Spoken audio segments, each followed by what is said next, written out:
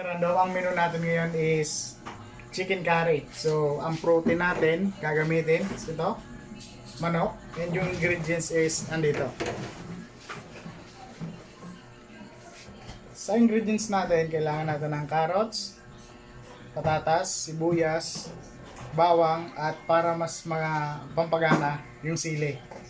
And para special, lalagyan natin ng pineapple juice with chunks. And chicken curry, curry powder, at purong gata. Yung magic sarap at asin is depende sa panlasa nyo. Yan karandom, ito na yung ating chicken. At buksan na natin ang apoy. So ang iba, piniprito pa yung mga gulay tulad nito. Yung carrots at patatas is piniprito nila. So hindi yun yung gagawin natin, no? Gagawin natin is itong pineapple chunks at may sabaw. Yung sabaw nito, yun na yung gagamitin natin na pampalambot ng manok. Yan. Pwedeng isabay mo na yung pinya or ihuli. Depende sa preference mo. So ihuli na lang natin para mas ano pa, hindi pa siya madurog. Para may lasa na, maglalagay na rin ako ng asin. Sunod is paminta. Ilagay na din natin yung sibuyas tsaka bawang.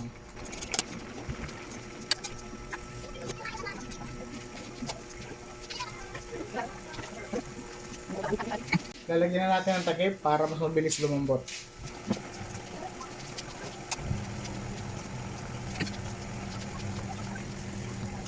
Ang ginawa ko karandom, hindi na ako nag-isa dahil syempre pag nag-isa ka, lalagay ka ng mantika, and ito naman is magmamantika dahil mataba ang manok.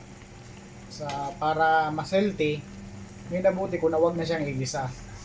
Pero kung preferred nyo naman is i-preprito nyo muna yung yung mga gulay, is pwede naman. So yan, antayin lang natin na maglambot ng kaunti and lalagay ko na yung mga gulay para sumabay na yung paglambot sa karne.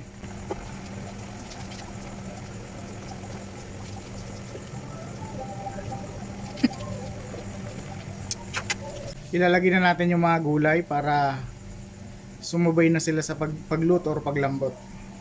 So ilalagay na natin yung carrots at patatas. Dito yung recipe na to is pwede ka magdagdag ng bell pepper kung gusto mo. So madadagdagan yung bango niya at yung lasa at yung kulay. Yun yung ibibigay ng bell pepper.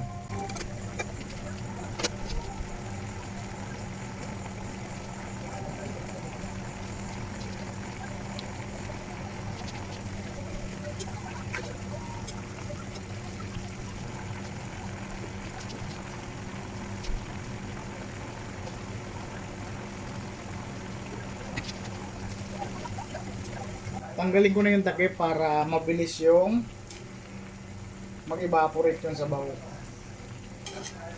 Para ma-reduce yan ng ma-reduce. Yung preference na hinahanap ko dito is yung sabaw is medyo malapot.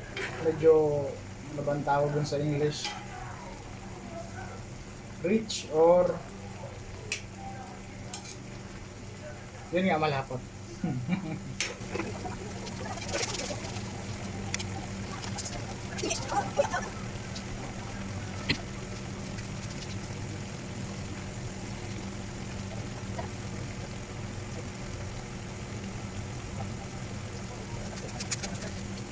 Ilalagay na natin yung pineapple.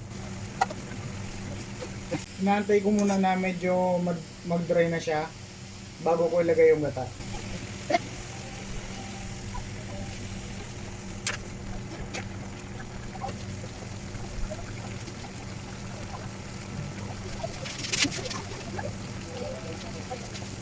Sunod is maglalagay na tayo ng curry powder.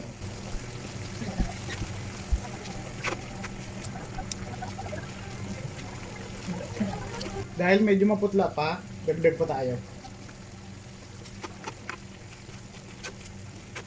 Check natin kung luto na yung mga gulay.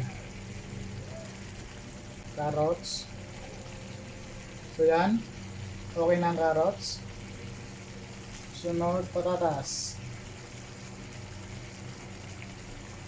Okay, ang patatas is okay na, pero lutuin pa natin konti para sure.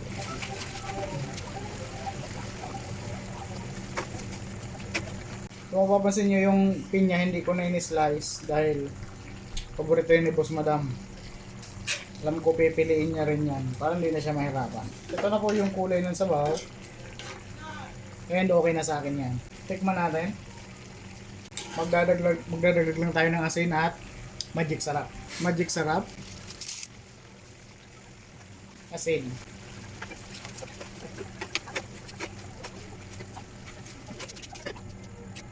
And just like that, luto na ang ating chicken curry. Kain na na. Nakalimutan ko pala karandom yung sili. Kaya habol natin. Ayan. So hindi na natin ubusin. Para makahabol. Sarap yan. So yan, kain na po.